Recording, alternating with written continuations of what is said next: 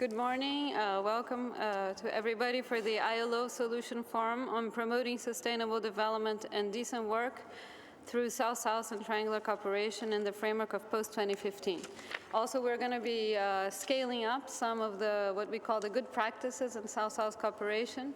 And the idea here will be to listen from our panelists. We have more or less 4 segments. The first is a book launch. We have a joint publication with UN Office for South-South Cooperation, and we have the honor of having Ipi Inzao, the Special Envoy for South-South Cooperation with us, and the Director of the Partnerships Department, Jürgen Schwettmann. The second segment will be devoted to child labor and the regional initiative in the Americas, and we have our colleagues over there, Paula Montagnier and Maria del Carmen Velasco, that will be presenting initiatives on scaling up child labor solutions and how that South-South cooperation has supported this process. We have a third segment that will be mostly devoted to cooperatives and social solidarity economy, with a focus also on microinsurance, that our Benjamin Quinones from Philippines and Josefa Cefa will be presenting. And then we have our final segment that will be devoted to fragile cooperation, and we have Elder da Costa here, and we'll have an audio for Ms. Habiato Serra Diallo, who unfortunately couldn't come due to the Ebola restrictions on travel for Guinea, but we will listen to a few minutes of her audio, and that's how it will go. So just to open now the first segment, we have a book launch, and this book represents the work of the ILO together with the UN Office on South-South Cooperation for the past 5 years. We've been very active. The first year in 2010, we hosted the event in Geneva headquarters, and we had the pleasure of having several ministers, DGs, and at several events. The focus was on social protection. From there on, we had worked a lot with the UN Office for South-South Cooperation. So without much ado, because we'll listen to the speeches, I'll pass the floor to the Special Envoy, and congratulate him also for the new position. The Director of the UN Office is also our voice now, the Special Envoy for South-South and Triangular Cooperation, for this book launch. Thank you.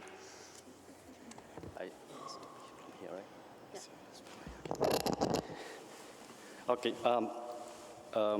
Thank you, Anita. Good morning, everybody. And also thank you for your warm words about my appointment as Secretary General's Envoy on South-South Cooperation. And as I was saying yesterday to our interagency focal points, all our UN system coordinators, that I'm not only the envoy of the SG, I'm also your envoy. So please do use your envoy to voice your concern, and also to bring your solutions out to the world and bring partners behind you. So that's how I want to start with my few remarks. And I think what I would like to do is to give, I'll probably take 3 minutes of your precious time to convey a few messages, and then because this is your conference and you are the champions, and I think I would give you more time to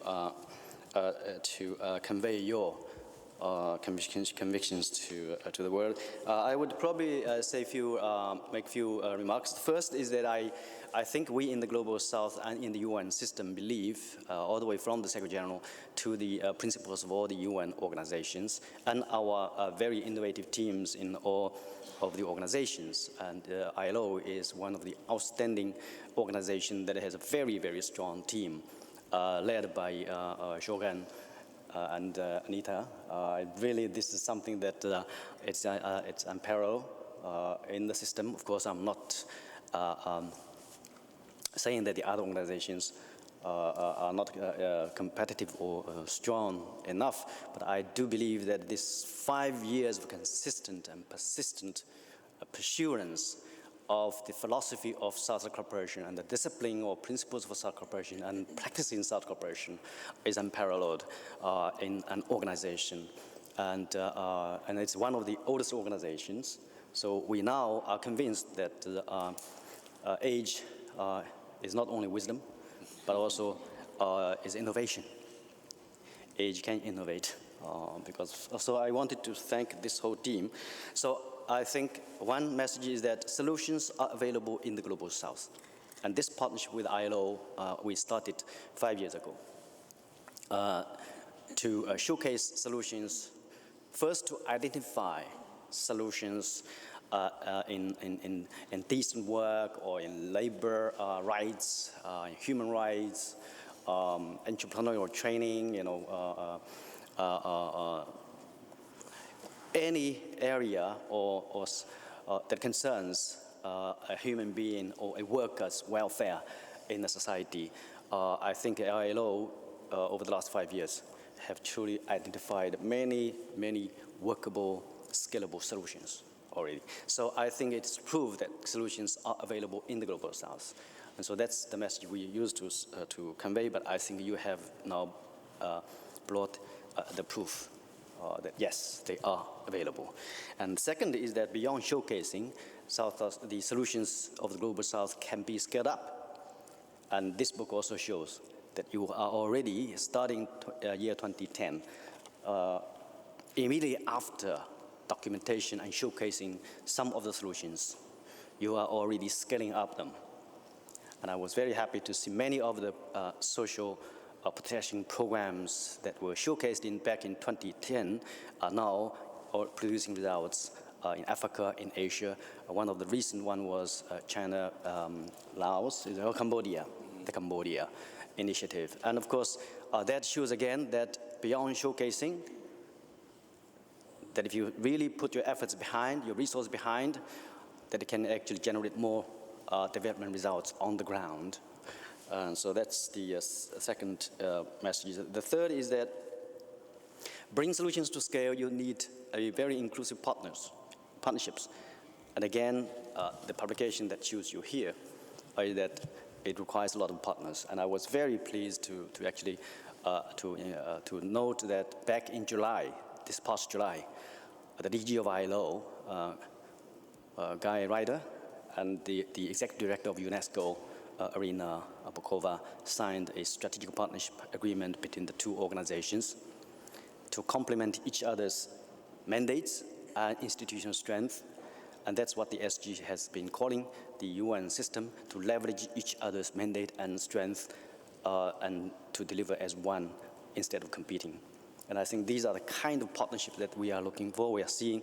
And so I think this partnership shows again also, and also where you will see that when the ILO is bringing the solutions here, and in the past expos, ILO has also brought almost all the organizations behind. And so that's a third important message. Then what has really made all of these things possible?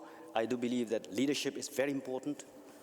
And I can see the leadership not only from our heads of organizations, but the governments, the private sector, civil society, the leadership at all levels to respond to demand from the South. And the second is the partnership is so key, as I said already. So if you see that things are working well, you will find that it is actually the partnership at work. But if things don't work, and you will find the reason because there is a mono driver, and there's no follower, or there's no supporter. So partnership is very important. And the third element is innovation. As I started by saying, ILO is very innovative, innovation. And the most important element of success in scaling up South-South cooperation and triangular cooperation is actually we need a champion teams. The champion teams like the ILO team and champions like yourself. Without champions, I don't think that we can actually go that far. So with these few words, I think I would leave it to our very able colleague, Johan. Thank you so very much, and wish you a successful session.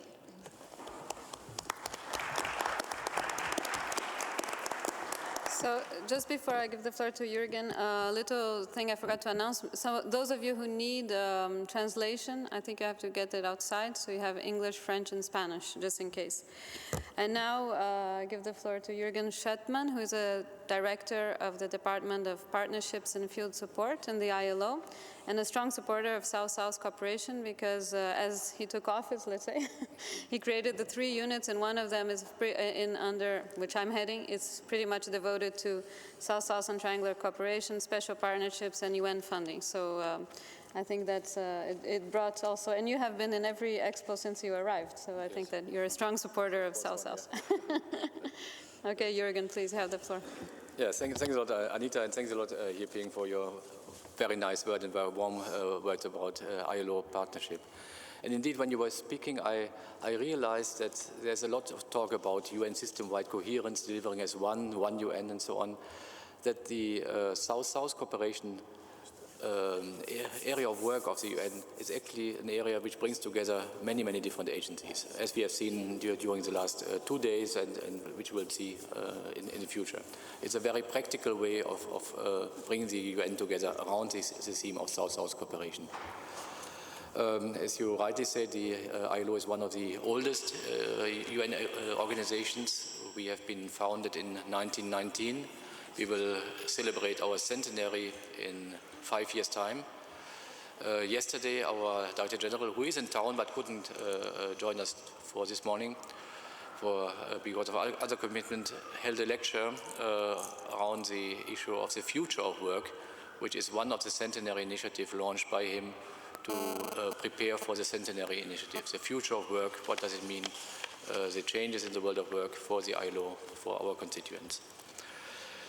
We have together, UN Office for South Cooperation and ILO published this little booklet with solutions developed over the past 5 years through South-South and triangular cooperation. Copies of the books are with you.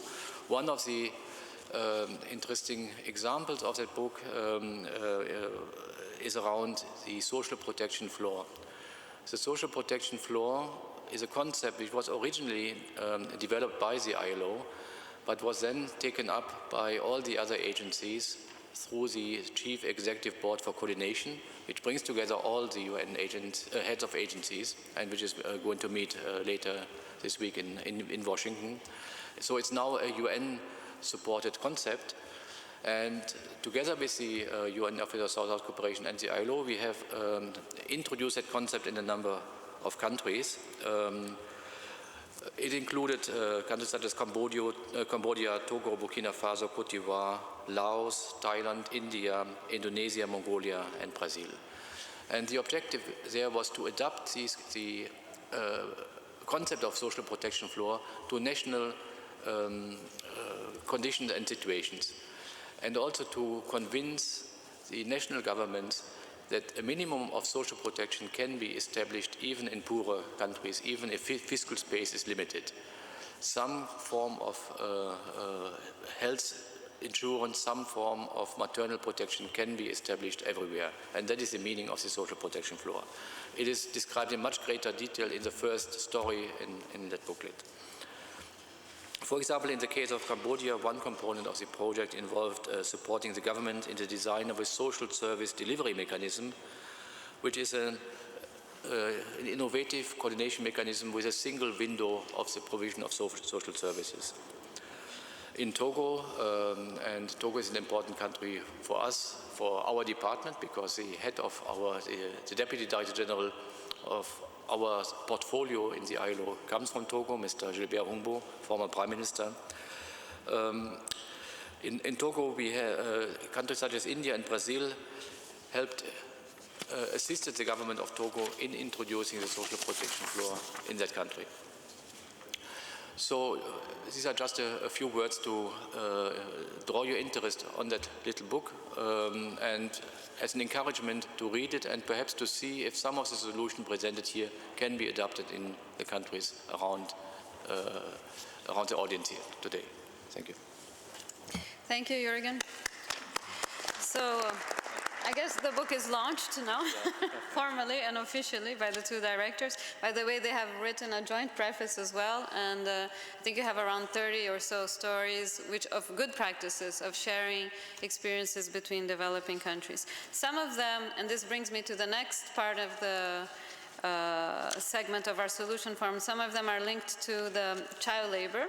And so now the second part of our solution forum will be devoted to two things, mainly in the field of child labor and South-South and triangular cooperation, but how a regional initiative for the Americas has actually brought 25 countries of Latin America and the Caribbean together, and not only as the traditional, let's say, recipient countries, but actually very strongly as development partners for one of the fundamental principles at Rights at Work, which is the combating of child labor.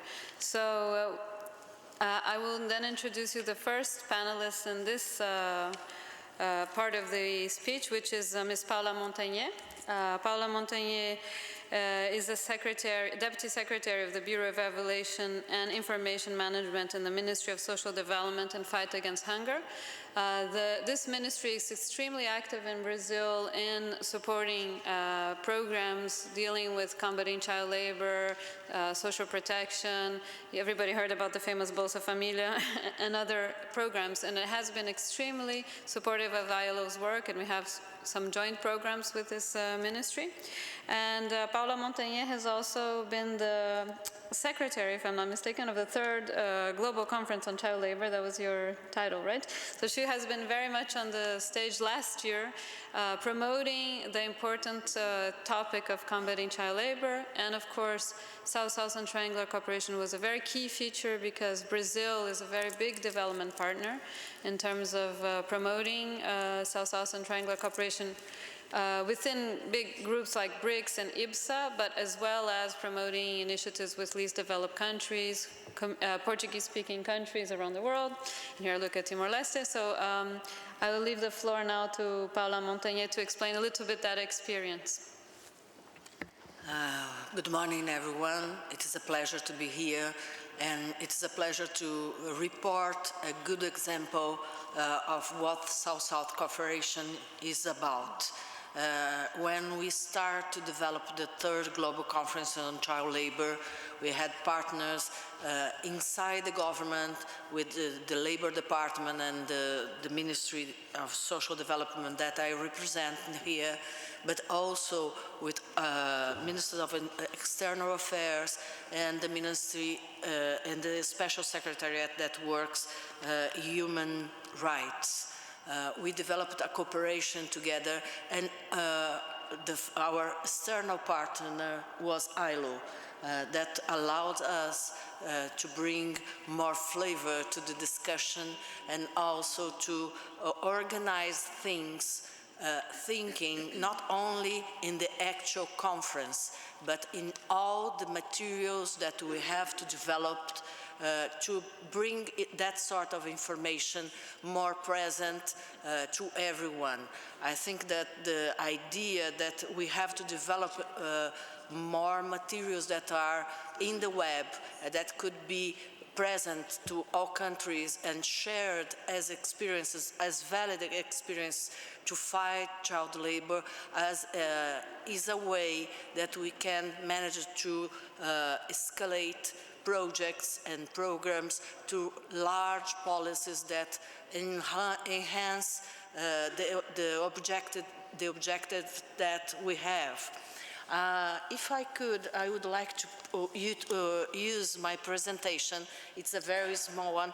I don't know how, to who I can ask. Here it is. Just to give you a flavor of the conference and what I am saying. Okay.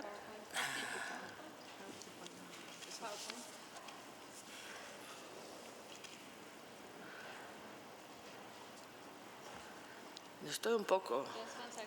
Okay. I don't know who is Okay. Oh, there you go. Yes. Just to bring a little about a flavor of what I'm talking about. The driven ideas that we use to organize the conference, I think it is very important because they follow up the meeting that it was held in 2010 in The Hague. That second global conference established a roadmap, and we are trying to enhance the opportunity to use the roadmap, but at the same time not to be restricted to the more to the worst forms of child labor.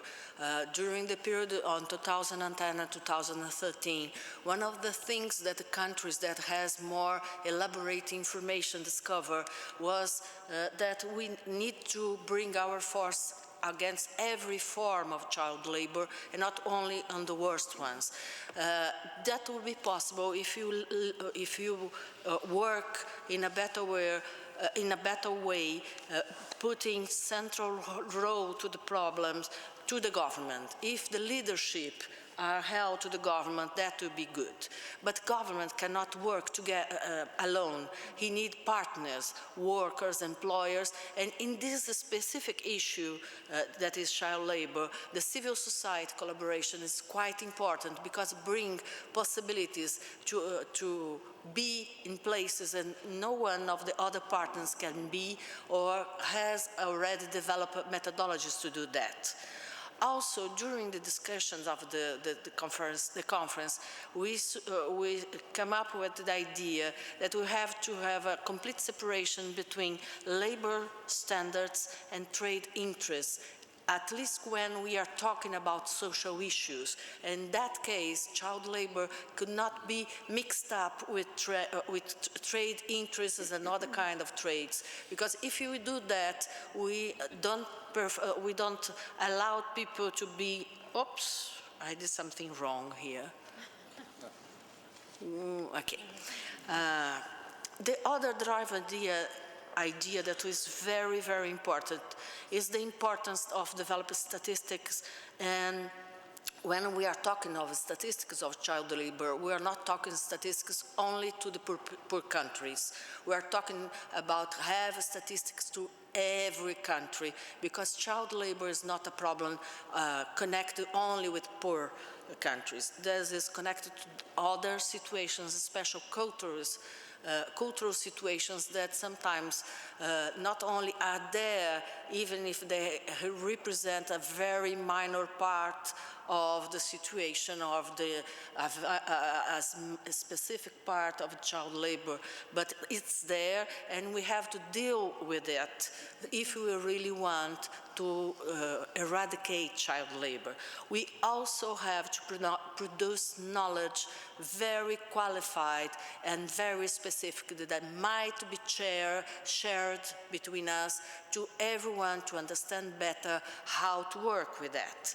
International cooperation is also something very important, because without that we cannot manage to discuss it in a more liberal way. And obviously, we cannot understand child labor anymore just connected with labor standards. We have to have an important integration with social development policies. And when we are talking about that, we are talking about education, we are talking about other issues that are connected, but most of the time we are talking as if there are separate issues that we bring together when we talk, but when we do programs, when we do policies, we are treated separate. Those ideas are very important and are all connected with the idea with sustainable eradication of all forms of child labor. Those are the driven ideas that bring us to discuss a lot of things. In one of my presentations there was a video, but I think it's not something that we have to do that. But I think this is what was important. All the preparation was done through dialogues, through an internet platform that allowed us to bring different ideas for more than 100 countries.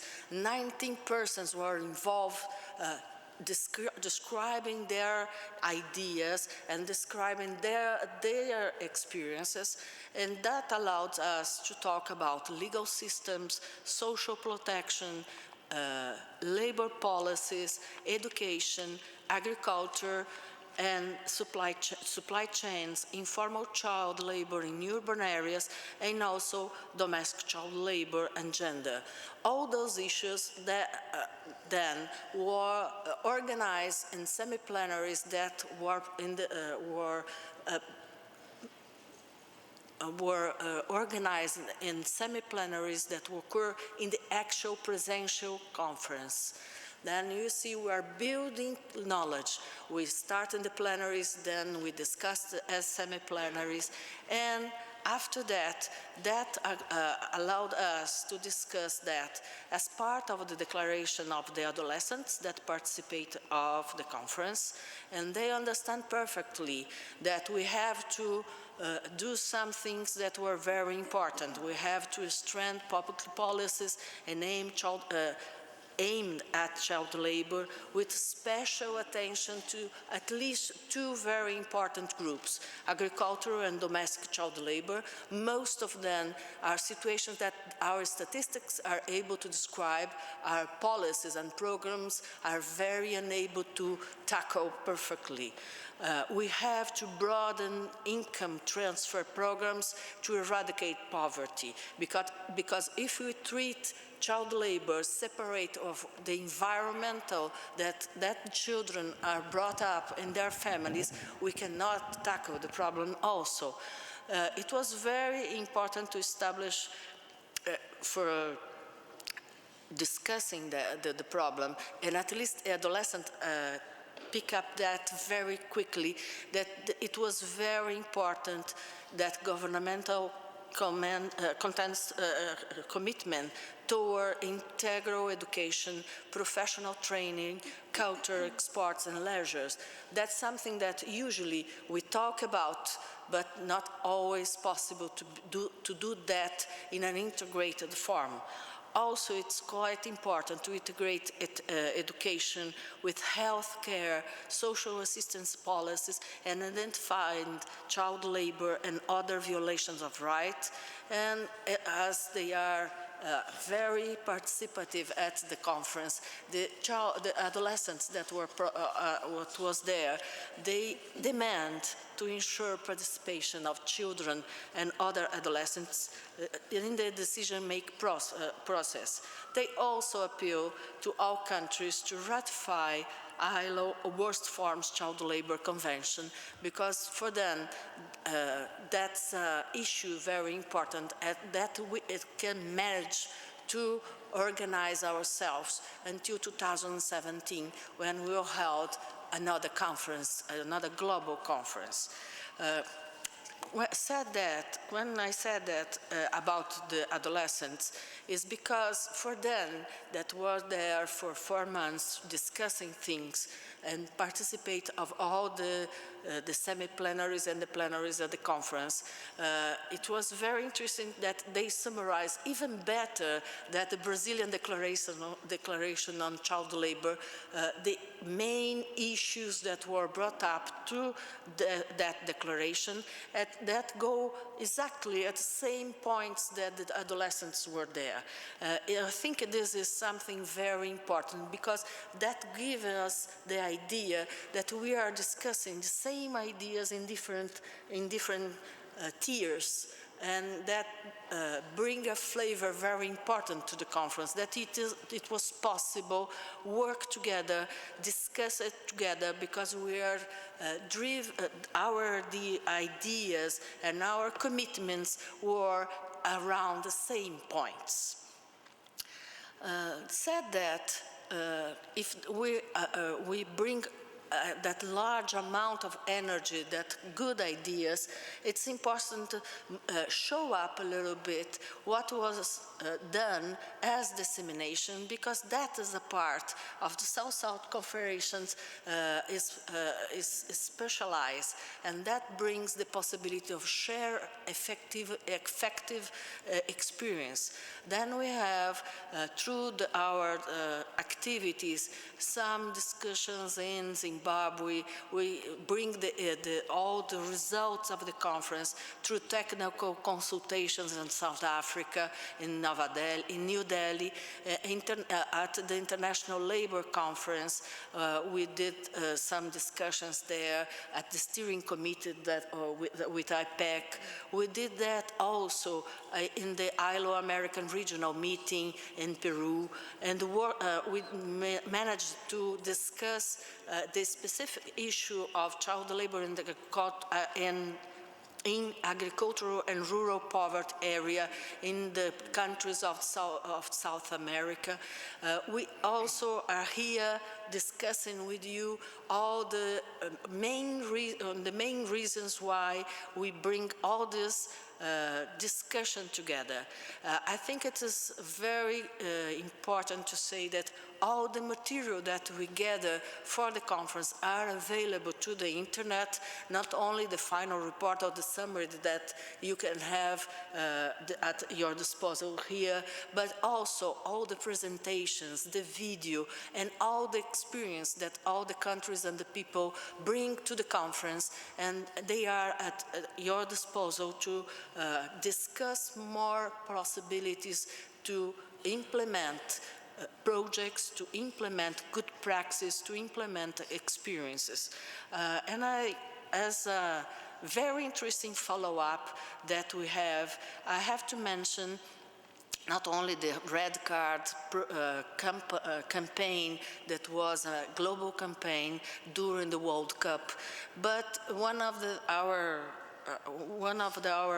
best initiatives is a regional initiative that started up in the conference with a get-together that was promoted by the Brazilian governments, and bring all the countries that were there to discuss how to accelerate the pace of the elimination of the child labor in the Latin American and Caribbean countries, and seized the historical opportunity to have not only government, but government works and employers to talk together how they can manage to discuss that in the South American region, and with doing that, enhance the impact that the conference had in our region.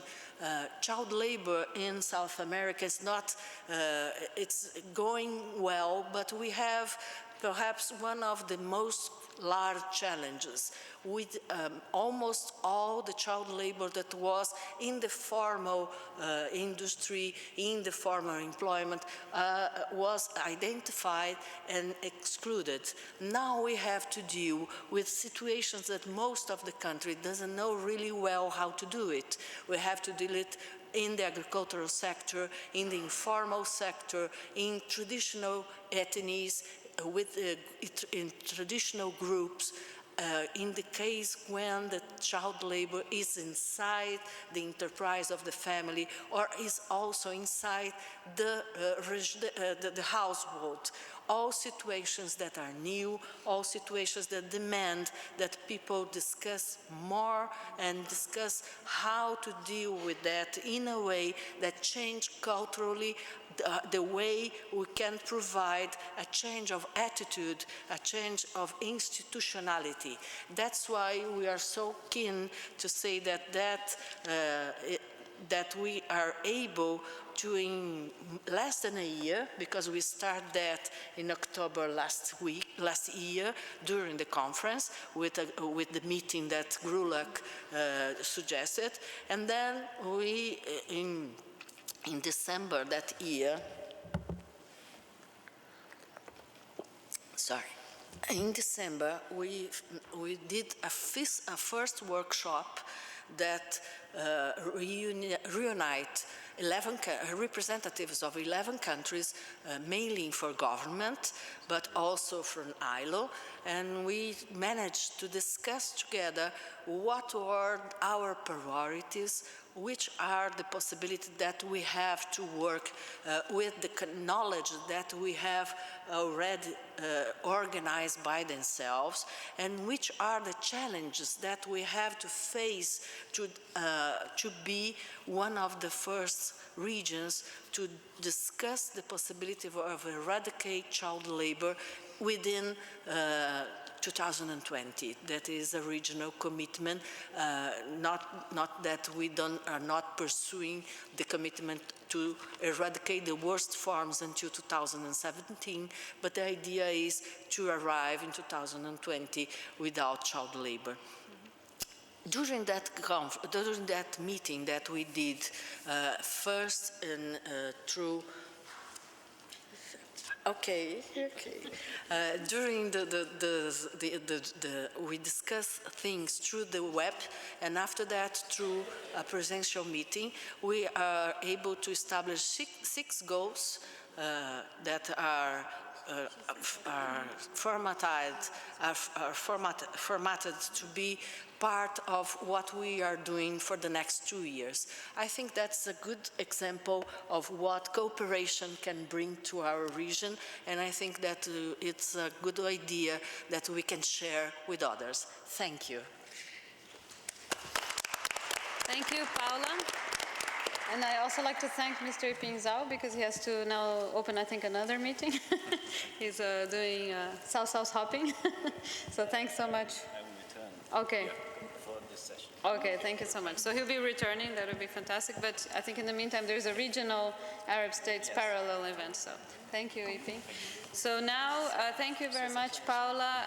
Now we will see a little bit the public-private partnerships perspective of the regional initiative with Maria Carmen Velasco, who is from Ecuador, and she's the general manager of a program for elimination of child labor in the Ministry of Labor in Ecuador. And she's been one of the very vocal, let's say, advocates for the regional initiative of child labor in the Americas, and working very much with South-South cooperation because the Ecuadorian experience is now going to Colombia and I understand Costa Rica.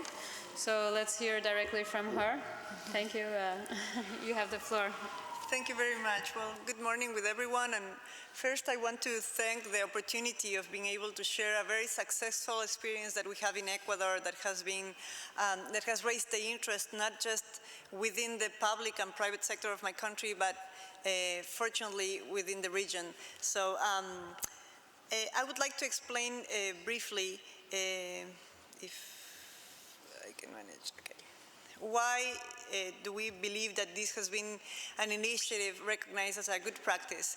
And there have been some main ingredients for this successful formula that we have managed to develop in Ecuador. And I think that I will briefly mention them because I think that in the spirit of South-South cooperation, the best thing to do is not just to tell what we do, but how we did it. So the main ingredients that we can identify were political commitment, the political will of really from the private sector, from the governmental sector, identified child labor as a main problem that needs to be eradicated from our countries if we're thinking about development, true development in our countries. The commitment from different social actors, not just the public sector, but also the private sector in this experience. Work, because commitment comes with together along with work. As I'm going to show you in the presentation, the model is based on indicators, so it implies a lot of work. Relations based on trust, and this has been very interesting. In the construction of this initiative, one aspect that has been very challenging, but very interesting, the outcome has been very interesting, but the process has been challenging, has been to build relationships based on trust from both the public sector towards the private sector and the other way around. And we believe that this match of all these ingredients have been the causes of this interesting alliance between this public sector that began with the leadership of the Ministry of Labor. We planned the idea, we set the goals, but after a couple of months when people and society started realizing that we actually could work in a very successful way, joining efforts, other ministries also came into action very actively, and some of them are the Ministry of Education and the Ministry of Health. Since you all know, child labor requires an integral vision of different aspects of the rights of children. So it's mandatory to have all these actors become part of this initiative, and we have been good on that. Logically, the next actor that has been strategic on this alliance. Obviously, it's the private sector. We began with 5 companies, and we are closing this year with 30 companies coming from different productive sectors of the economy and the main and biggest companies in Ecuador. We are focusing special attention to the agricultural companies, since the highest statistics of child labor are set on the agricultural section. So we are trying to gather the attention of more and more companies that have supply chains and that are working on the agricultural sector. And another important actor on this partnership have been the international cooperation. When we developed this initiative in 2012 from the Ministry of Labor, one of the organizations that was really strong in supporting this initiative was UNICEF. ILO has been great as well, and I have to apologize that I'm missing a very important actor here, that is the RIAL, the network Red Interamericana de Administración Laboral. So they have been really important actors on helping move farther from our frontiers in Ecuador and sharing this experience with other countries of the region that have shown interest on this. So we have managed to work together in this joint goal of achieving an Ecuador with zero child labor by 2020. That is the frame of the work that Paula was mentioning, the regional initiative. No? And briefly, what is this employers network about? I wanted to tell you why has it been interesting for other countries. And it's a public-private partnership whereby companies are committed to develop corporate policies based on zero tolerance of child labor, with the primary objective of transferring these policies to their value chains, to their supply chain, by implementing CSR model based on key project indicators related to the prevention and elimination of child labor. And here, in this definition, there are 2 aspects that I want to point out that are very important on the model. One is that we base this on KPIs. And this is very important because if you set indicators, this has been very useful in order to help you to do a strategic planning, to measure results, but also to systematize the experience and be able to share. And the other aspect of the model here is that the special attention that has been given on the strategy is not based on the company, on the main premises of the company, because obviously big companies are going to say, come, do some inspections, and you'll see that I have no kids working here. And we know that. But the challenging part, and why is it so strategic to work with the companies, is because the child labor is located in their supply chain.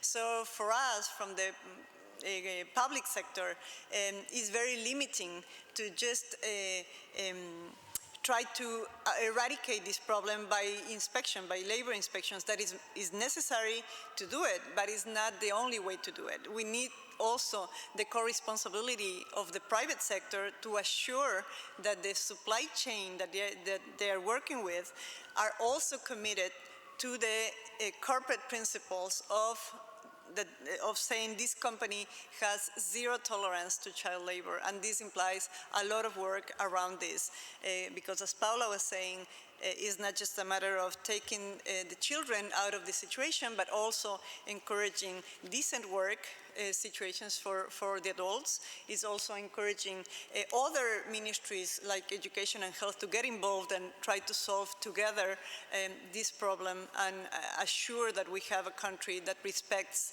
children's rights. Very briefly, because I want to concentrate more on the South-South cooperation experience, but just how it works. Any company that wants to belong to this partnership has to sign a letter of commitment. The CEO has to sign a letter of commitment. And this letter of commitment, what you're saying is, I'm signing this And so I am committing myself or committing the company to fulfill 5 commitments that are all of them aligned with different KPIs, with different indicators. And there's one slide missing, but I wanted to share with you some key achievements that we have gained through this experience with the KPIs. And one of them is that all of the companies that are, as I'm saying, they're really big companies, have been able to map the higher risks that they identify in their value chain, in their supply chain. Where are the higher risks of having child labor? And therefore, once they have identified this, it's easier for them to develop strategies and actions to prevent it or eliminate this. We have moved from 5 to 30 company members, and they have developed joint initiatives to help prevent child labor. And one of the most interesting ones, I think, is the one that they're developing now. Around 10 of the companies that are belonging to this partnership are working very closely with the Ministry of Education to prevent dropouts from school, and also different strategies to encourage youth employment in decent conditions. There have been a very active participations of the companies, which shows us that they have really identified this as a very useful experience for them as well. 90% of them has zero tolerance policies, and the 10% that is left are working on this because they're really big companies, transnational companies, and sometimes to develop corporate policies, new corporate policies take some time, but all of them are committed to do so by 2015. We have more than 12,000 certified employees and suppliers that through an online tool have been exposed to the dangers of child labor. And this is very interesting because being part of the Ministry of Labor, sometimes we expect people to fulfill the law just because it's the law, and that's the way it should be. But the best way to do this is to explain why there is this law. This law exists because of all these dangers for the life of a child, and because this is violating children's rights. Once people really realizes and understands this, it's much easier for them to fulfill the law and go an extra mile about this. So this has been a very interesting experience for us in the sensitizing all the supply chain from the CEO to every actor from the supply chain. Contracts include specific clauses regarding child labor, which is also a very interesting thing that we have managed to get the companies more committed to. And the last part, but not the least, is that we have developed a different set of strategies to communicate this. So this doesn't stay just among the 30 companies and the government, but also moves farther more from that. And that's one of the things that we have done interestingly is we have been able to transfer the model to other countries. So briefly, the process is once the company signs this letter of commitment, we provide technical assistance through the help of UNICEF. We do follow-up and monitoring one-on-one. And the important thing is that we also report this. We communicate. So we make it happen. We try to sustain it through the follow-up and communicate and share. And I'm going to move forward on this part. As Paula was saying, the framework is 3 minutes. As Paula was saying, the framework within the South-South cooperation that we have been able to share with other countries, this experience has been the regional initiative of Latin America and the Caribbean free of child labor by 2020. And in this aspect, the Real has been really supportive as well. And some specific advices or aspects that we have learned from this experience is that in order to do a successful South-South cooperation, we have to systematize the best practices, not just the what, because sometimes, as I said at the beginning, we know what other countries are doing, but we have no idea how they did it. So the important thing, I think, is to, from the beginning, when you are developing these strategies, you have to think of how are you going to systematize this so you can share it in a better way. And so capturing the experience is very important. Identifying the interests and similar conditions for implementation in other countries. I'm going to tell you briefly, the experience with Colombia was really interesting because we transferred the model to Colombia in March, and they are launching the exact same network in December, next December, December the 2nd in Bogota, so we are very excited about this. In less than 1 year, it has taken us like 3 years to build this network, and thanks to this cooperation, they are building the same network in just 7 months. But one interesting aspect that I wanted to share with you here is that we raised the interest in Colombia. We knew that Colombia, as Peru or Bolivia, have very similar conditions and very similar challenges than we have in Ecuador. So we actually made them realize that this was a very interesting thing to do in their country. If it was working in Ecuador, it was going to be very interesting for Colombia as well. So it was a very proactive way of not just sharing the experience, but saying, hey, this is really interesting for you. Why don't you go and do it? We'll help you out along the process. And that's what we did. We just identified the interest, we promoted the exchange of this best practice, and we follow up and assist. This is very important in South-South cooperation, not just transferring the experience, but accompanying them all the way until it actually replicates. Because otherwise, it just stays as a nice workshop, we all get along, we find it interesting, and when the workshop finishes, that's it. So this has been a very interesting and encouraging experience, the one that we did with Colombia. And we are doing the same with Costa Rica. So communicating and sharing, making it accessible, the information is very important. Some of the pictures of the experience. And just to wrap up, some of the benefits that we have identified in our experience with this South-South cooperation is that it definitely saves time and resources. As I said, Ecuador took us 30, actually is more, but 32 months approximately, and Colombia 7 months. It was much easier for them to develop this. It was more a copy-paste and adaptation of what we did, so we were glad to help on that process. It promotes solidarity between countries, setting regional goals as the regional initiative and sharing good practices. It doesn't stay just on the child labor matter, that is what joins us now, but it will help us build bridges for further exchanges since we have similar problems that can be tackled with similar solutions. I had a video that I ran out of time, so I'm not going to be able to show you, but just to share with you that the goal that we have is to scale up efforts for the elimination of child labor by helping replicate good practices in the region and worldwide. So I'm offering you all the information and help that we can provide on this specific matter. We have very few reports, annual reports that I brought with me, if you would like to learn more about this. And UNICEF is trying to help us translate to English, so I'll have an online version in the next couple of weeks. Thank you very much. Thank you.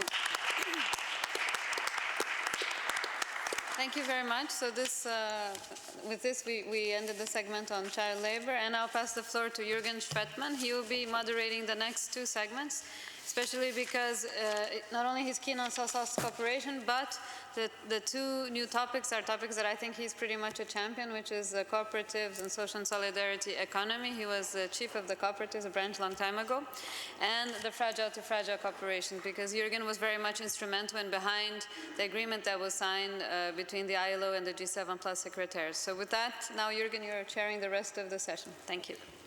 Yeah, thank you. Good morning again. We have 2 sessions on South-South cooperation in the social and solidarity economy. This economy, this social and solidarity economy, is a strange animal.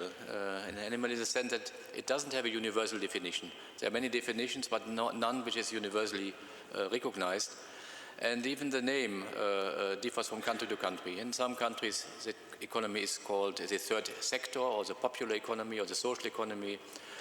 But all of these movements around the world, in the north and the south, recognize a number of principles, which is the primacy of people over capital, the focus on local business, on local economies, and the active participation of people.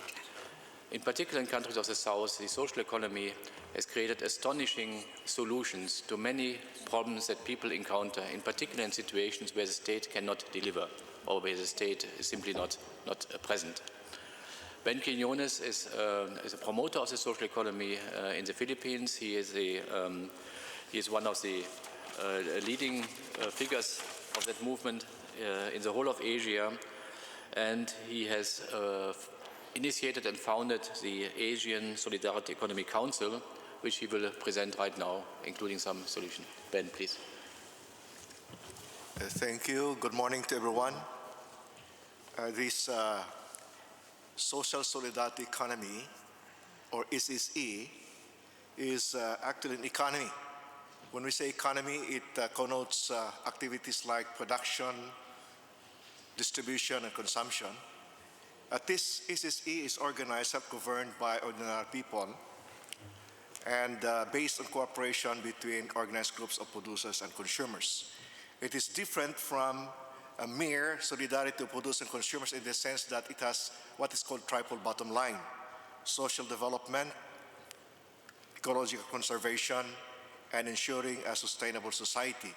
For this reason, SSE can enhance the triple bottom line of government policy and programs, as well as the CSR, or corporate social responsibility agenda of the private sector. This project that we have initiated is called the Solidarity Economy Learning Journey. This was started in 2007 as a forum, the Asian Solidarity Economy Forum. And this forum was funded by a Swiss foundation, the Charles Leopold Mayer Foundation for Human Development. And in 2007, the civil society organizations participating in this forum decided that this is a good way of sharing our experiences, but it is not time yet to form ourselves into a council. But in 2011, because this forum is conducted once every 2 years, on the third forum in Kuala Lumpur, the collaborating organizations, civil society organizations, decided it is time to set up the council. We call it the Asian Solidarity Economic Council. Today, the ASEC has chapters in 5 countries: Nepal, Indonesia, Malaysia, Philippines, and Japan, with 3 coordinating centers, one for South Asia, one for Southeast Asia, and one for East Asia. Now, the concepts of SSC, like Mr. Jürgen was saying, varies all over the world. But what we have been doing in Asia was to validate the concepts against reality through case studies and dialogue with local people, the roundtable discussions. And what has happened is that the benefits of this learning journey, one of which is that there was a widespread exchange of ideas and best practices on areas like the development of value chains. SSA value chains, the linkages between formal and informal sector, job creation and entrepreneurial activities for the youth, women, elderly, and vulnerable groups, and the investment programs of social solidarity economy organizations. There was also an increase of knowledge in Asia about social solidarity economy, to the point where participants of the forum, Asian Solidarity Economy Forum, participated in drafting a global vision, SSE, which was submitted to the UN High-Level Political Forum on July 3, 2014. And as I've mentioned, one of the benefits of the project, the Learning Journey project, was the establishment of chapters in Asian countries, and this made it possible to conduct in-depth activities in these countries. Also, we have started consolidating the ECC networks in these countries by creating what we call Producer-Consumer Solidarity Project, and I will come back to this later on for the proposal of scaling up SSE in these countries. Now, the learning journey, we sort of reviewed it and came up with a more concise form, and this is what we call the ASIC course, ECC course, which is designed to train our core group of ISIS advocates in particular countries in Asia. And this is where the collaboration between ASEC and ILO will come in, because ILO will conduct SSE Academy in Asia in 2016. And by way of preparing for this, we are organizing this ECC course in several Asian countries in 2015. Now, in terms of sustainability, as I have mentioned a while ago, we have now developed chapters in several Asian countries, and we continue to do so by training the advocates. And we have created this Solidarity Project. This is an innovation. I'll come back to this later on. And the project is replicable because we could conduct it at the national level. Now, how does SSA contribute to local economic and social development? Well, social solidarity economy creates a social capital, which brings about development at the grassroots. And there is evidence to show that when you have widespread social capital, there are more enterprises that can be set up in communities. It will also strengthen organizational capacity of communities. It can reduce transaction risks and costs. It builds the capacity of communities to overcome poverty, and it facilitates territorial development in countries. Now, of course, we would like the South-South and Triangular Cooperation to continue, because it strengthens, the development of ECC so far as South-South cooperation, the North-South cooperation, in promoting innovation, in promoting replicable strategies, in enhancing sustainability, social inclusion, more particularly in building ECC value chains, because we realize that many of these cases of ECC are small, community-based. So we need to scale them up and raise the visibility of these practices in different countries. It can also help in the development of international policies. So I will end with this proposal for scaling up SSTC on SSE. Our proposal, ASEC, is to set up a growth fund for scaling up SSE enterprises, because we believe that the process of establishing a growth fund for SSE will encourage the setting up of SSE performance standards. We don't have that yet. That's why we have a lot of definitions, we cannot agree on standards.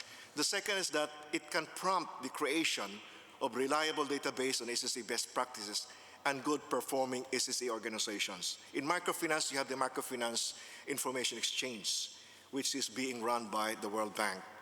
And that's why social investors have a facility of choosing which of these microfinance institutions to put their money into. And what we would like to do is also be able to draw the attention and support of social investors. And we believe that if we have this database, it can attract and enhance participation of social investors in scaling up SSE value chains.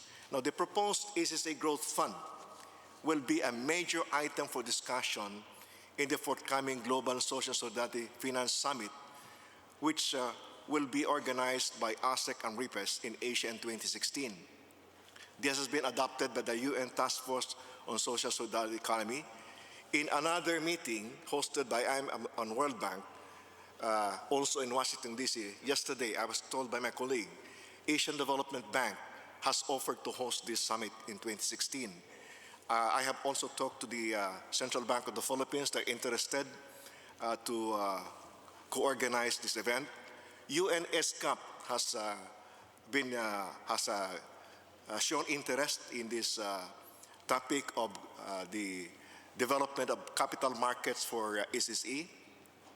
And because there is the ongoing plan right now to conduct the SSE ILO Academy in 2016 in Asia, we're thinking of probably having the summit and the ILO Training Academy back to back. So this is all now under discussion. And also I have discussed with Nobel Peace Laureate Professor Yunus. He became also interested because he has this concept of social business. It's very much like social solidarity economy that he would like to promote. So with this, I would like to end my presentation. I have this PowerPoint available. These are the people that you can contact in Asia, in Indonesia, in Japan, and in Malaysia, who are part of our executive committee. Thank you very much.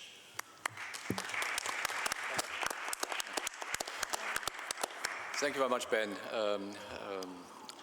Now we come to a practical application of the principle of social and solidarity economy, that is microinsurance. When I first heard about microinsurance, I was very skeptical because I couldn't see that micro or insurance in general should be a priority for poorer people. Can they afford insurance? Do they need insurance? And then I met Mr. Joseph Assefa. It took him 10 minutes to convince me that this is one of the most important things we can do to alleviate poverty. And I think he can do that also in 10 minutes now. Joseph.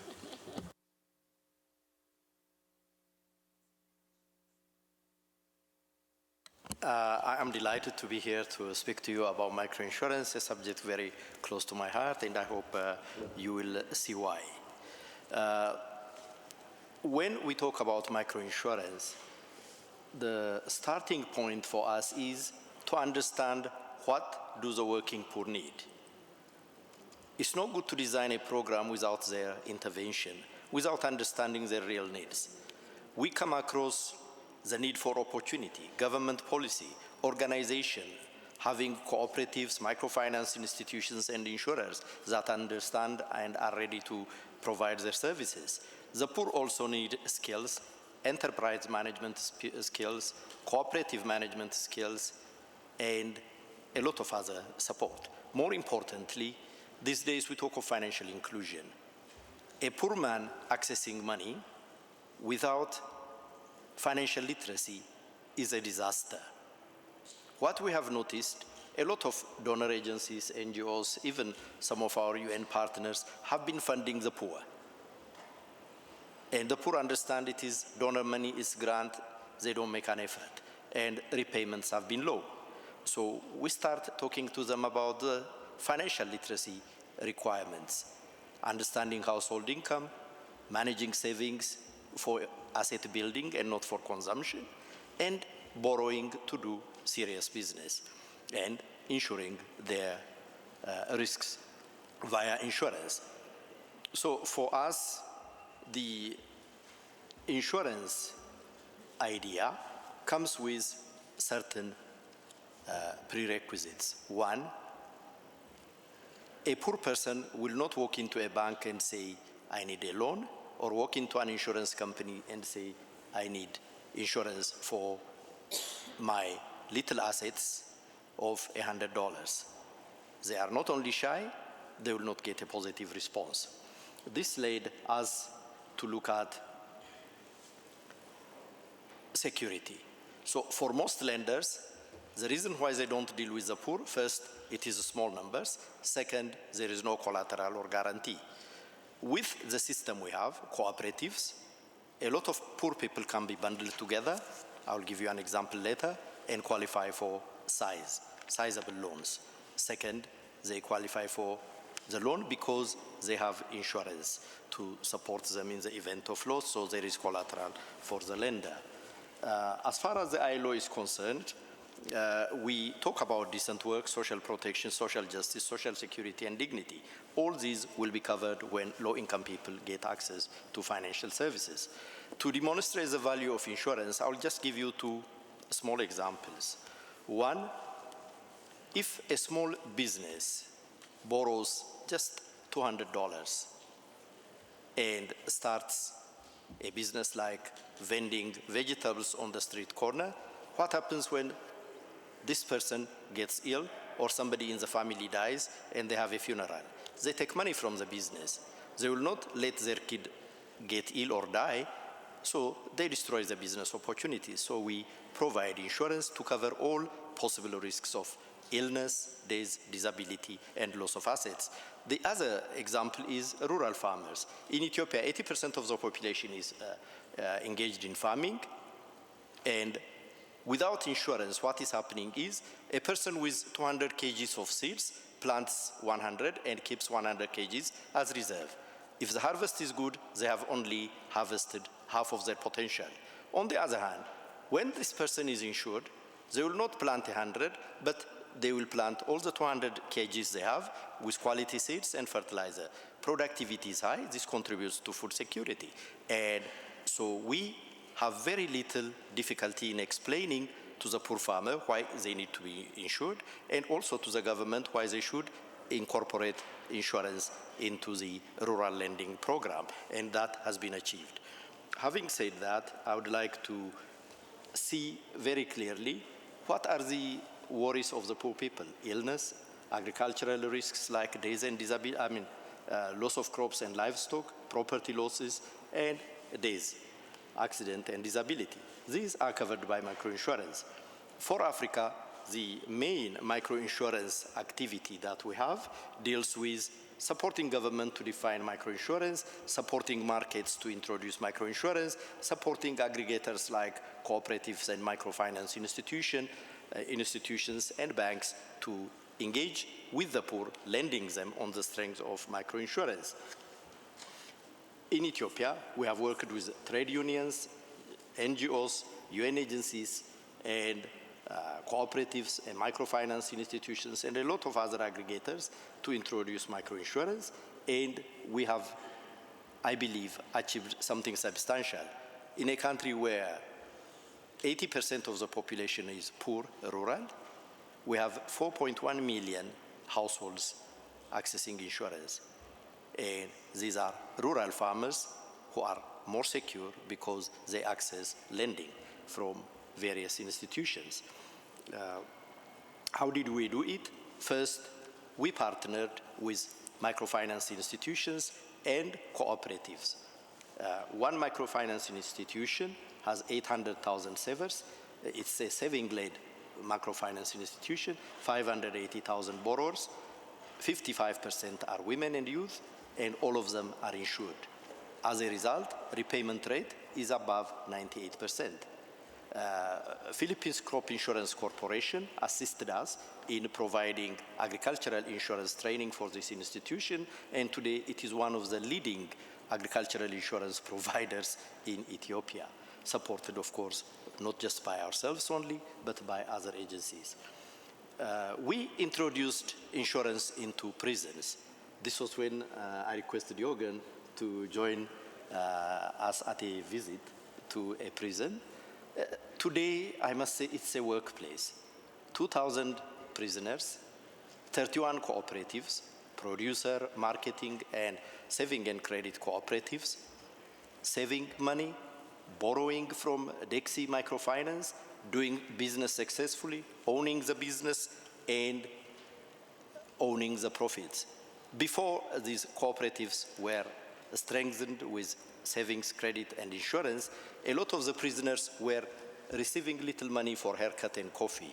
Today, we have a microfinance institution that has opened a branch within the prison, and people are making remittances, they are saving, they have saving books, and when they leave the prison, they have acquired skills on the basis of which they earn a decent living. And this prison idea has been developed and introduced to other countries. Notably, we have 2 countries where we feel we have made an impact. One is South Africa. The prisons there have activities. The prisoners don't own the cooperatives. The profit goes to the institution. Because of the visit of these cooperative union and the prison administration in South Africa, they are considering to introduce a similar system. We have introduced the same ideas in a number of other African countries, Kenya, Senegal, and Nigeria included, and we believe it is a viable option. Instead of building prisons, help the prisoners to be decent wage-earning or money-making individuals so they don't engage in crime once they leave the prison. The other institution is WISE, a women NGO in Ethiopia. It has 12,000 plus members. These women were from the streets. Many of them were beggars or low-income workers. Some of them were not even engaged in decent activities. Today, there are 54 cooperatives under WISE. All of them are providing training, opportunity. They save, they borrow, they do business, and they repay. The message is repayment is 100% because the women are insured against illness, accident, even maternity, death, disability, and a number of other risks. And this is really a model that we have been very proud to share as South-South. They have partnerships with an Indian community NGO. They share knowledge. They learn from the Indians to some extent, and they also share their experiences, how to handle low-income street people with no education. Some of them are running businesses that employ up to 60 people. Finally, they also do partnerships with a major Mwakali or street NGO in Kenya, where they have introduced their concept of efficient cooperative management, their concept of managing the risks of the poor women, and I believe that is also a useful experience. In addition, we have farmers' cooperatives, large ones. We have even helped to set up a specialist microinsurance company, and this is probably the way to go to formalize a lot of informal sector activities. The insurance company is owned by trade union members, cooperatives, NGOs, funeral societies, and small village savings and loan associations. And so already for their members, which number around 480,000, they provide affordable insurance, affordable quality insurance. When somebody dies, the funeral scheme doesn't have to worry that they will run out of money. They will also get better value for the contributions they make. And beyond that, in the 5 years, I would like to say we have shared knowledge with a number of countries: Kenya, Tanzania, Zambia, Nigeria, Ghana, Mozambique, and Senegal. This is a very good learning experience, South-South. Finally, I would also like to add that ILO at global level has a strong microinsurance innovation facility that provides support for research, innovation, and knowledge sharing through webinars, conference sessions, and publications. The facility has been working in Asia, Africa, Latin America with some 57 grantees from different walks of life. Knowledge from these grantees is shared South-South annually at a conference as well as online. Thank you very much.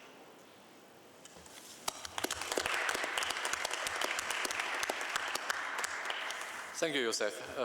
Now the fourth and last segment of our session today is around a particular subset of South-South cooperation, which we will call fragile to fragile cooperation, meaning the cooperation between countries that themselves consider to be in a fragile situation.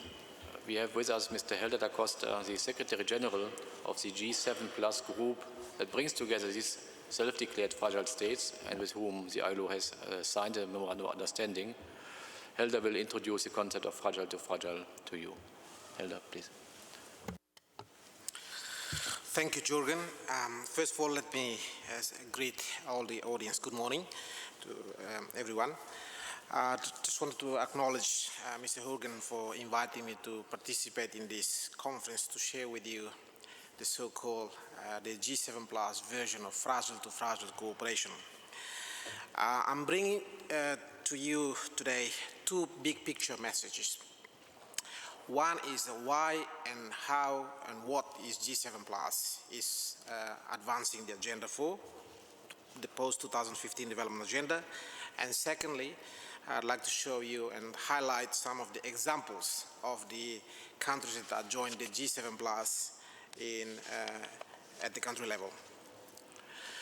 First of all, you may have heard the G7 Plus. This is not the G, capital G, industrialized countries, but a small little G, the G7 Plus. We started off with, in 2008, 2009, with the 7 post-conflict and conflict-affected countries, post-Accra Agenda for Action in Ghana, and now we have 20 member states around the world.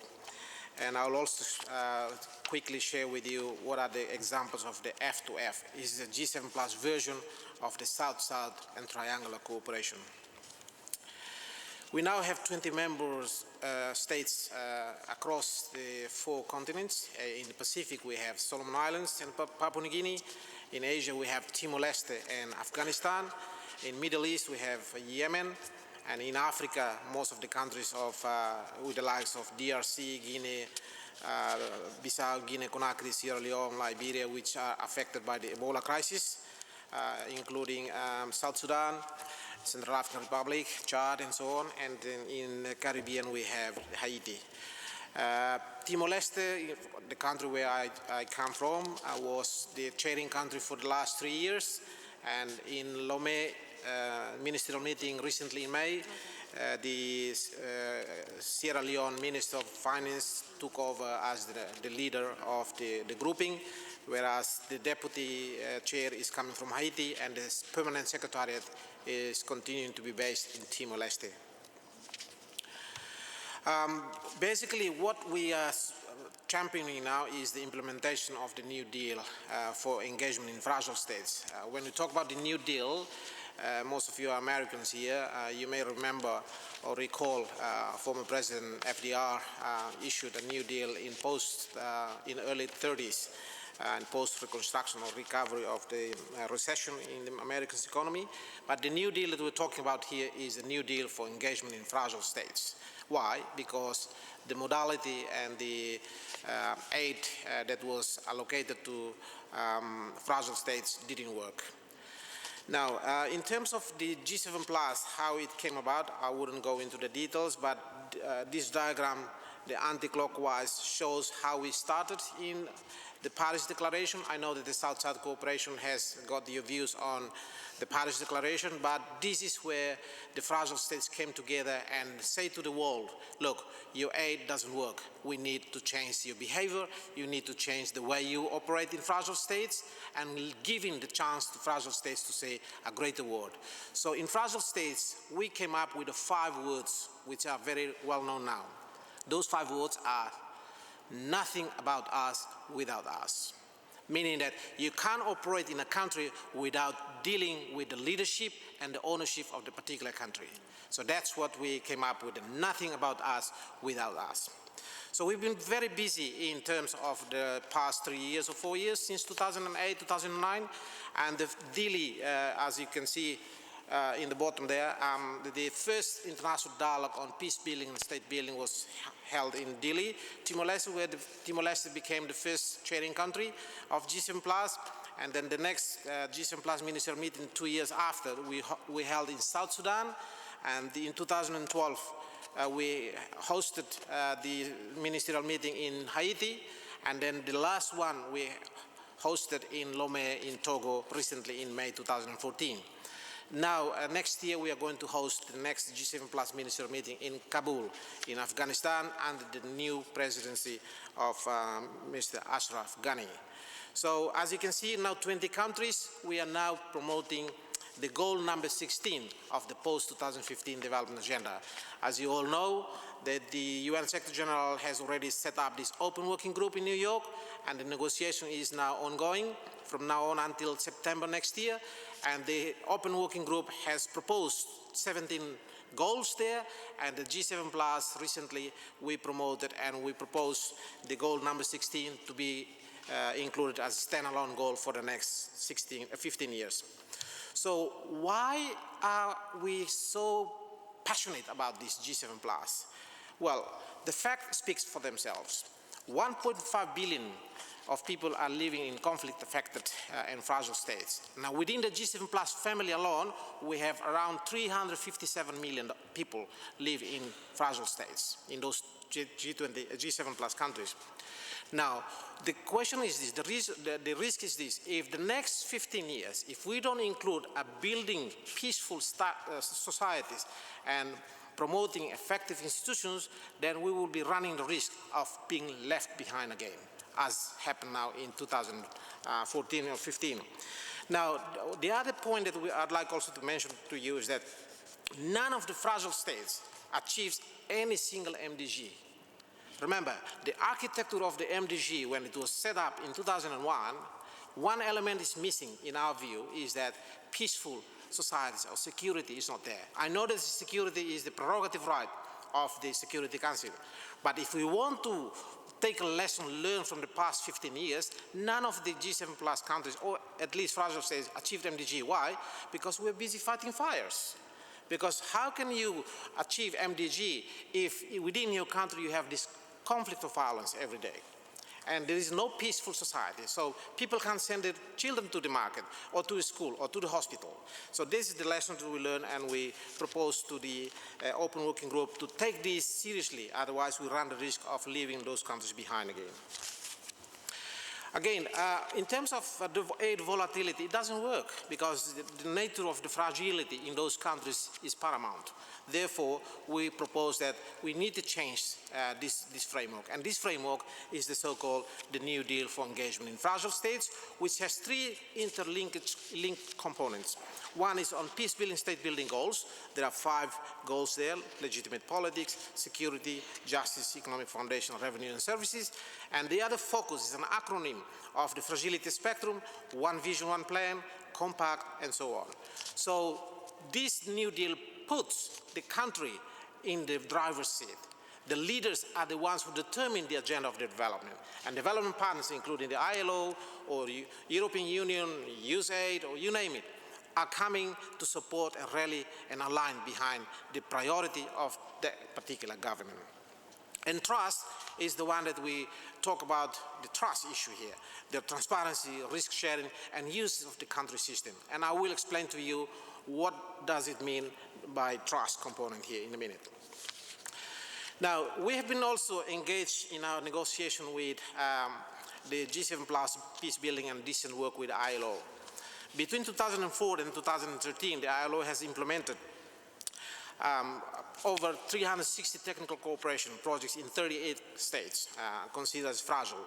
We know that around the world we have 47+ countries that are fragile. But the idea is to strengthen the capacity of ILO constituents to play a great role in supporting recovery and development processes in communities affected by fragility and disaster situation, and also creating jobs, which is the core of the ILO. Now, following the discussion on fragile states in the governing body, remember, the New Deal now is being endorsed and supported by more than 45+ countries around the world in international organizations, including the World Bank, the IMF, and now the ILO also has endorsed this. And I'm pleased to share with you that in March this year, we signed a memorandum of understanding with ILO, with the Director General, Mr. Guy, right there. The basic idea is to promote this exchange of learning, peer learning exercise between fragile to fragile cooperation, including countries who have already passed the transition process beyond the fragility. And therefore, we are now promoting this F2F cooperation, which is the smaller version of the G7+ of the South-South cooperation. Right, among ourselves, we also have, by coincidence, we also have the members of the Portuguese language speaking countries. We now have 8 countries around the world, but 3 of the CPLP countries belong to the G7+. So we are also, with the help of the ILO, they also promote this cooperation among the CPLP countries, and we are also now promoting this fragile to fragile cooperation with the CPLP community, Portuguese language community. As you can see from the map, there are 8 countries of the CPLP around the world, but a point of interest here is that Guinea-Bissau, São Tomé and Príncipe, and Timor-Leste are members of this G7 plus country, including CPLP. But the next few slides I'll show you some examples of how this cooperation has worked, and the results are interesting. Now, here's the result that I would like to share with you. The ILO CPLP partnership brought this F2F cooperation into life. Now, between January 2011 and January 2004, Brazil in particular, which is we call the big brother of the CPLP, whereas the Portuguese we call the old folk. Sorry about this. I hope there is no Portuguese officials here, otherwise I won't go to Portugal. Now, they have analyzed new ways to provide humanitarian assistance to population in countries affected by conflict and fragility, in particular looking at the prevention, rehabilitation, and recovery by strengthening institutional capacity. Now, the other interesting thing is that the ILO and the International Training Center have already signed up an MOU, which is now taking place, and the results are still ongoing. Now, the ILO also support was also provided to 9 countries. Now, remember, there are 4 out of these G7 plus countries are also included in this support: Angola, Cabo Verde, Guinea-Bissau. You can see from that that slide. Now, I will skip this slide, but just go straight to the results. What happens so far? Now, the end result is that there is an increased dialogue, exchange of information and knowledge sharing, and establishment of institutional partnership. Now, a few slides just to bring to the conclusion. There is an F2F cooperation which we are now promoting, basically centered on 3 main pillars. One is on supporting implementation of the New Deal at the country level. Secondly, on supporting member states in dealing with the acute and emerging crisis. This is where ILO's institutional memory and experience around the world can come handy. And the third area is peer learning and knowledge sharing, and basically in 3 major areas that I'd like to share with you in a minute. Okay, here is cooperation in 3 broad areas, but I'd like to add one more area that is actual at the moment: the Ebola crisis in Liberia, Guinea-Conakry, and Sierra Leone. My Prime Minister, 2 months ago at the United Nations General Assembly, he announced the contribution of Timor-Leste, a small little country, $2 million to help combat the Ebola crisis in those 3 countries. And coincidentally, those 3 countries are also members of the G7+. You know what? I have been asked by so many agencies, donors agencies, how are you going to help those 3 countries? I said, we preach what we treasure, meaning that we will send the money from the government of Timor-Leste using a letter of agreement, using the country system, which means that sending directly to the Minister of Finance of Sierra Leone, which is our chair of G7 plus country, and he himself will distribute the resource equally to the other 3 countries. This is what we call the trust. This is what we call using the country system in order to be able to assist the people effectively. And last month when we were here in the United States, I accompanied my minister. We went to see President Obama's counselor, Mr. John Podesta, who is also a member of the high-level panel. And we mentioned about this Ebola crisis, and he himself was very appreciative. And on behalf of President Obama mentioned that even though Timor-Leste is a small little country, it steps up, and by far, in terms of Ebola assistance per capita, Timor-Leste is now on a par with Australia, with the UK, and also with Norway in terms of per capita assistance to these 3 countries. The other element that I'd like to mention is about the public financial management in Somalia. Somalia, we are now helping them in terms of putting the PFM in place, and my minister is now in Kenya and working with officials from Somalia who are now in Kenya at the moment. The other area also is very much related to the G7+. I have to say that G7+ is poor, but they are rich in natural resources. You name it, DRC, Liberia, Timor-Leste, Afghanistan, you name it, all those countries are rich, but we are poor. Why? Because we haven't got our governance issue in place in terms of oil, mining, and mineral resources. And natural resource management, I can tell you that South Sudan and Timor-Leste are the highest petroleum economy in the world. And now Timor-Leste has got this petroleum fund. We now have $17 billion reserve in the Reserve Bank, and South Sudan wants to learn this experience. That's why we exchange this experience under the F2F cooperation. The other area that is very much of a topic right now is the peace and reconciliation. Timor-Leste helped Guinea-Bissau. Remember, Guinea-Bissau 2 years ago was a lost cause. If any Guinea-Bissau authorities, I'll say so. It's a lost cause because over the past 12, 13 years, they changed prime minister 12, 13 years on average every year, which means that the world community has already lost faith in them. So Timor-Leste came to the rescue by arguing that, well, we come with the F2F cooperation, another fragile country to help another fragile country. And thank God, with the help of Timor-Leste, with the small little assistance from Timor-Leste, with the generous support, using the experience of holding the elections successfully in three times in a row, and Guinea-Bissau was able to regain its constitutional normalcy, and now they have a new government, new parliament, new president, which is now widely recognized as the most transparent, free and fair elections in this year. So again, the other experience also we can share with you that the Central African Republic, the G7 Plus is now bringing together the key players in Central African Republic to come and talk about the roadmap in order to promote this peace and reconciliation in Central African Republic. Just some final points, just to show you. This is the general, the one in the middle, the general who staged the coup d'etat in Guinea-Bissau in April 2012. And my prime minister came, and then he was also a former guerrilla fighter. And the moment he came and saw him, he was wearing his military gear. While back home he has been demobilized as an ex-combatant. But in Guinea-Bissau, he put up his military gear to show to the message. The message is very clear that don't mix up military and politics. If you want to be in politics, leave behind military, your military gear, and then form a political party and then engage in elections. That's the message that our Prime Minister wants to show to the Guinea-Bissau. And thank God he listened to it, and then he promised that whenever the new government is in place, there will be no more coup d'etat.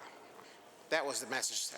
This is to us is a peace building and state building at work. Again, F2F in South-South perspective, this is, again, the bigger picture is South-South Triangle cooperation, is based on principle of solidarity and non-conditionality, and this is based on voluntarism. The G7 Plus strongly believes in three principles: voluntarism, solidarity, and cooperation. Those are the three spirits that binds us together in this whole exercise. Again, also in December, before the crisis erupted in South Sudan, Timor-Leste again was able to give a hand to South Sudan, and you can see from the picture there, the Prime Minister of Timor-Leste spoke to President Salvatore Kiir just 1 week before the crisis. Remember, that crisis in South Sudan took us by surprise. No one detected the rivalry between the president and the vice president at that time. And my prime minister, fortunately, at that time was also talking very eloquently, very confident about the South Sudan experience, but sadly and regrettably, we saw South Sudan revert back to the crisis. Last but not least, I just wanted to say thank you to the ILO, and we are now committed to continue this partnership, and then looking forward to continue in the first quarter of 2015, having this peer learning exercise between F2F cooperation, fragile to fragile, and including some middle-income countries and LDCs, so that we can work together in order to help the countries moving out from fragility towards resilience. Thank you.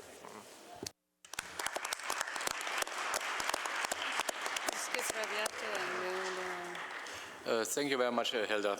We should have had a final speaker today, Mrs. Rabiatou Diallo from Guinea-Conakry, a trade union leader who played a very decisive role some years ago in bringing stability to a country in crisis. Rabiatou was very keen to be with us today, but she was prevented from coming here because of exactly the Ebola crisis. We did have an audio recording, which is unfortunately of very poor quality, so I'm not sure that we can actually share it with you. Just to establish a link between fragility that Helder Costa has spoken about so eloquently and the Ebola crisis. The three countries that are most affected by that crisis, Sierra Leone, Liberia and Guinea-Conakry, are all classified as fragile states, and it's because of that situation that they were not able to control the disease. You can say we have it online. The speech of Mrs. Rabiatu is online, so you can find it on the internet. We will provide you with the address very soon. Let me now open the floor for a few minutes for questions and answers to our 7 panelists. Please. I think Yes. Ms. Camacho.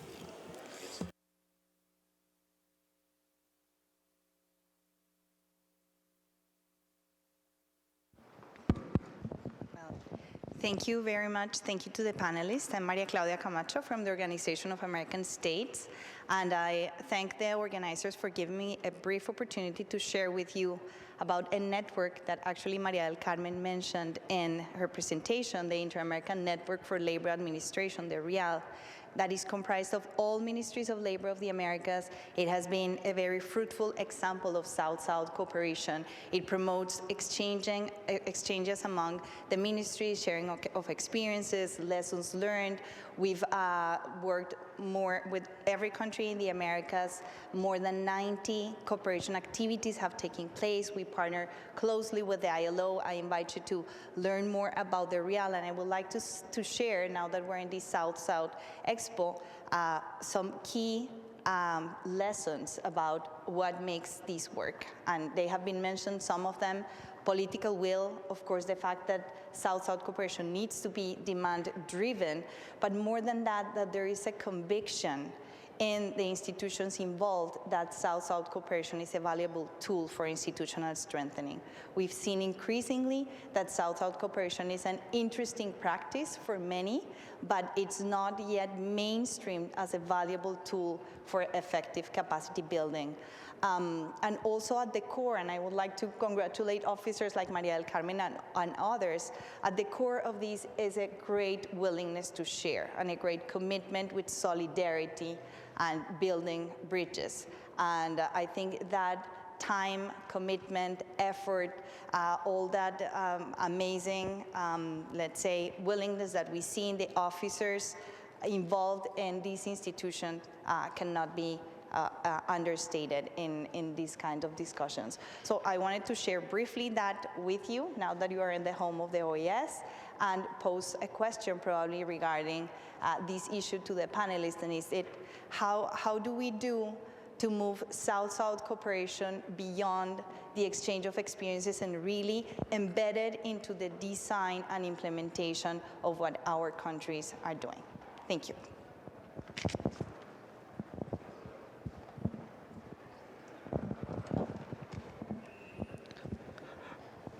Good morning. My name is Bobby Olarte.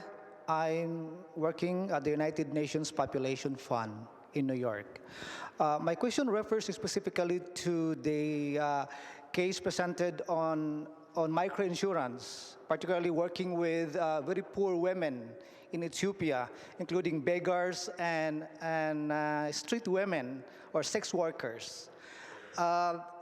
It is a very inspiring, very interesting case, and I congratulate the country and ILO for empowering these women, particularly in financial empowerment. But as you may also know, the United Nations Population Fund is also working in these very challenging cases, particularly with sex workers in areas of gender empowerment, a human rights-based approach in sexual health, and working with governments and protecting these women. And my question, therefore, is would it make sense for ILO and Ethiopia to have a multi-outcome approach working with UNFPA in providing human rights-based approach to these women, not just in financial empowerment, but also in sexual health and gender rights empowerment? And if you think so, how would we go about, in your view, how do we go about working together in this case? Thank you. Are there any other questions or comments for this session? Around the vendors. Doesn't seem so. Maybe I give the floor to Youssef. Thank you for this very useful question. We work with a lot of UN agencies, UNDP, and the whole country team, including UNFPA, and we have been taking them around these projects. In fact, the resident coordinator arranged a meeting for them to see a demonstration of how we can collaborate. We have already set up a process in Ethiopia consisting of 7 UN agencies, UN Women, UNFPA, WFP, IFAD, and a couple of others, hoping that we will have cross-learning. There is a lot of knowledge coming out of UNFPA, and we will be very delighted. And we have publications on these, which I'll be happy to send to you, soft copy online and the hard copies. Definitely when I go back to Ethiopia, I will make it a point to mention this conversation to colleagues at UNFPA. Thank you. Thank you, Youssef. And then our colleague from the OAS asked the question, how can we bring South-South cooperation beyond the pure exchange of experience? I wonder if one of our panelists would like to say something about this one, which is also a question I ask myself, by the way. Well, I want to thank you, Maria Claudia, because you have been really helpful on this process. And in our experience, I think that as I mentioned during the presentation, one thing that could really help to make this South-South cooperation go to a actual replication of the experience is by systematizing the methodology. I think that that's one important aspect of that has to be on the mind of the persons that are developing the experience.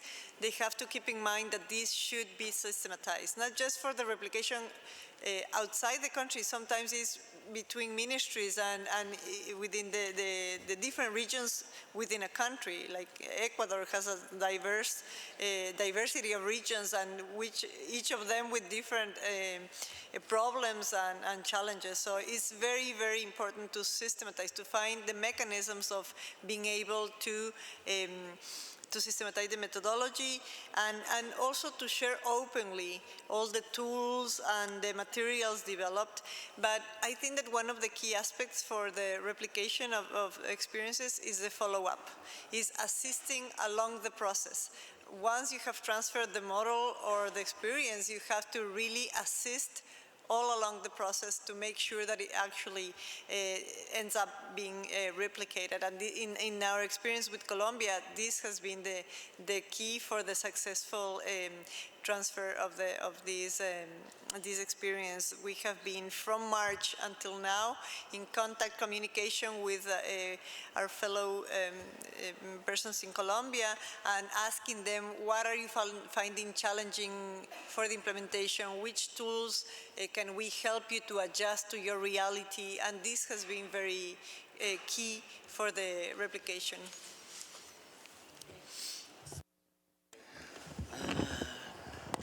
I would like to also add that some issues, when they acquire a certain certainty that we can follow and that we can share together, that we can share experience, and that we can work together better through cooperation also helps.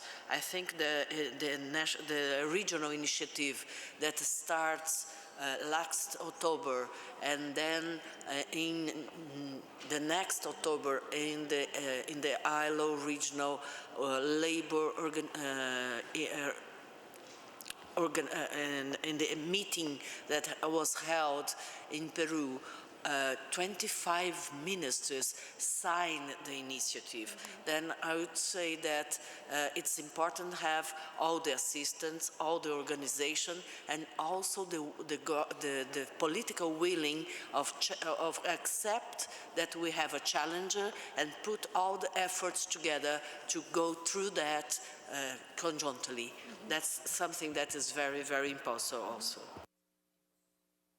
Okay, thank you, Paula. Thank you, our panelists, and thank you for the audience in particular that you have listened to our panel on decent work and South-South cooperation.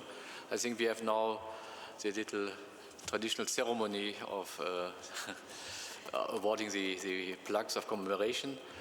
My colleague Fernanda will read out the names, I understand. Fernanda? Fernanda.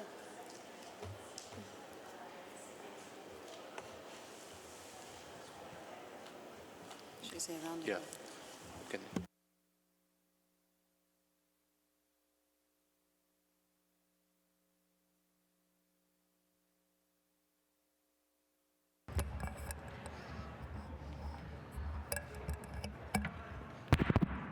No, it's okay.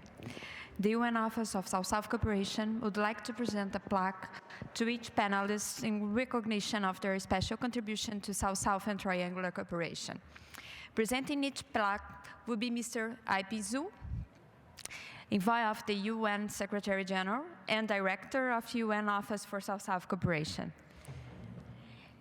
As your name is called, I ask each panelist to join Mr. IP Zhu on the floor in front of the dais to receive your plaque. Maria del Carmen Velasco.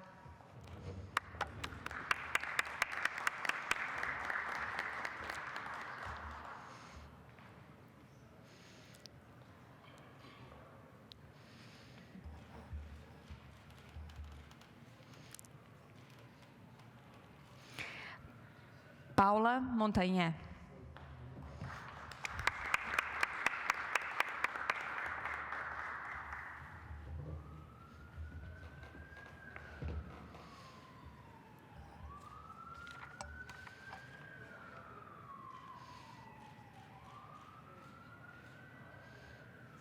Mr. Elder da Costa.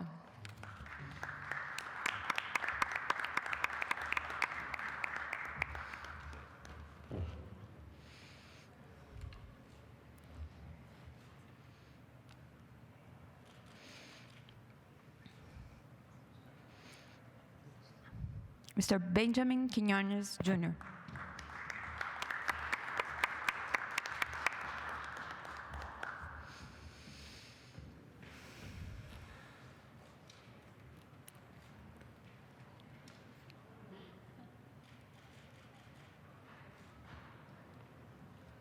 Yusuf Asefa.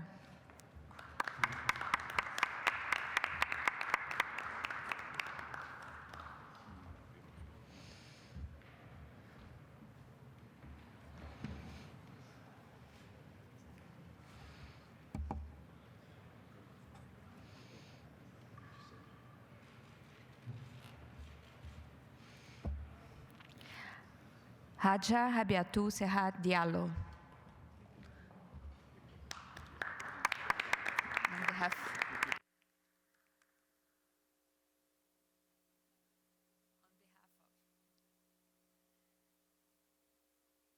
Anita Amorim.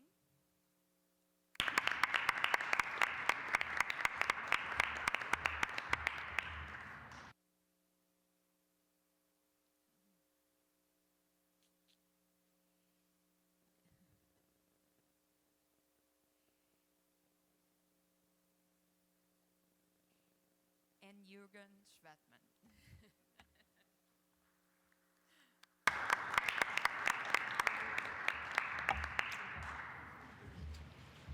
Anything else?